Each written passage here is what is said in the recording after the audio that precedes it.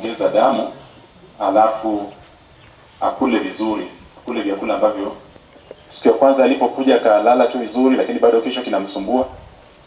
Siku ya pili alipofika kule, kuliendaje usiku, umekuwa vipi? Akaniambia kwamba imagine vile nilifika nose bleeding, nikaanza tena.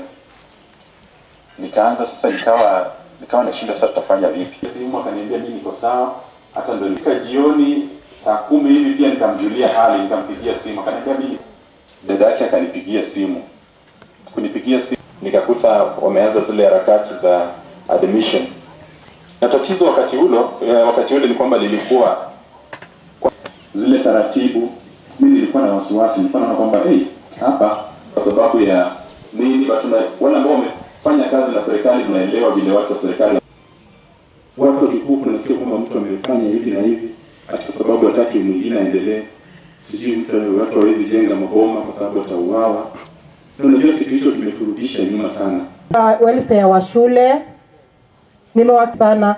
Yeye ndio mzazi aliyekuwa na wazima wasome IV na kusi tu utulivu. Napata uoga sana wakati mwingine, na nashukuru Mungu kwamba watu wengi huwa hawanijui.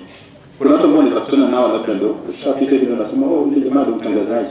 Na mimi hupenda hivyo kwa sababu sijui, labda ungekuwa unanijua hata mimi mwenyewe hata singekuwa hapa.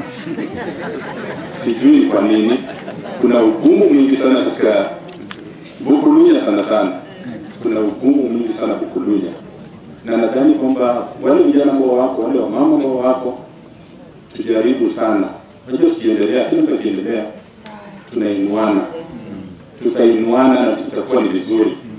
Unaweza kuliamua kwamba labda tunataka kumwangamiza huyu dada, labda boma hili libaki na giza. Maana kuna jamaa mmoja tulikuwa tunaongea naye wakati mmoja tukipiga story, akaniambia wewe ni kama sijui taa moja katika lile boma. Sasa ndio wakikuangamiza, wameangamiza lile boma.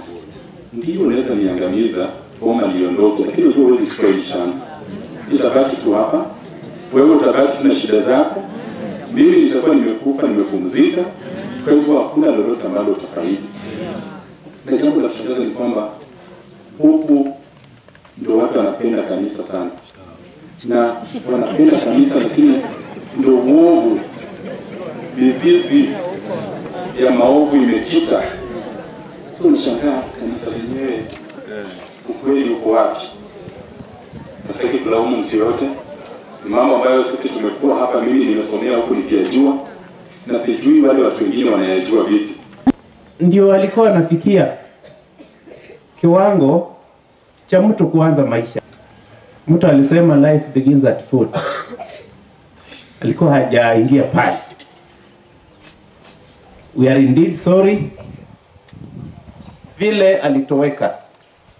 Na kile tunaomba nyinyi wananchi mkae kwa watulivu. Hata kwa family msije mkaanza kugombana kwa sababu ya vyama vya siasa. Unakuta mtoto ako na mtu yake, mama ako na mtu yake, mzee ako na yake. Alafu nakuta kila mtu ameleta picha yake, ameweka wapi? Kwa ukuta. Alafu mnaanza kupigana. Mzee anasema mimi nikitoa sauti hapa lazima mtu afanye nini? Na mama naye anasema na mimi niko na wangu huyo tunatakufa naye. Vijana nao wanasema hivi.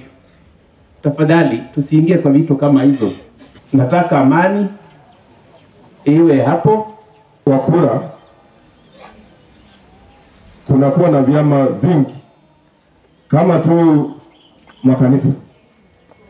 Abandi banasema wana mudibai, abandi baona na mbembe, abandi mfriends, abandi bapeka, na wana wasmati. Lazima ukue kwa chama fulani ndio uchague mtu. Kama hayuko kwa hiyo chama usimchague. Hiyo mtakubali kweli? Usikuna vuruga mchama kile. Kwa hivyo wenzetu wa chama cha Amani National Congress ambao wote tulikuwa huko na sote tunajua ile kitu ilifanyika huko. Si kama sisi hatukutoka ANC kwa kupenda. Ni ile maneno ilifanyika huko nilifanya tukasema mnyumba mwana sae kwa welezi mzini. Hizi nyingi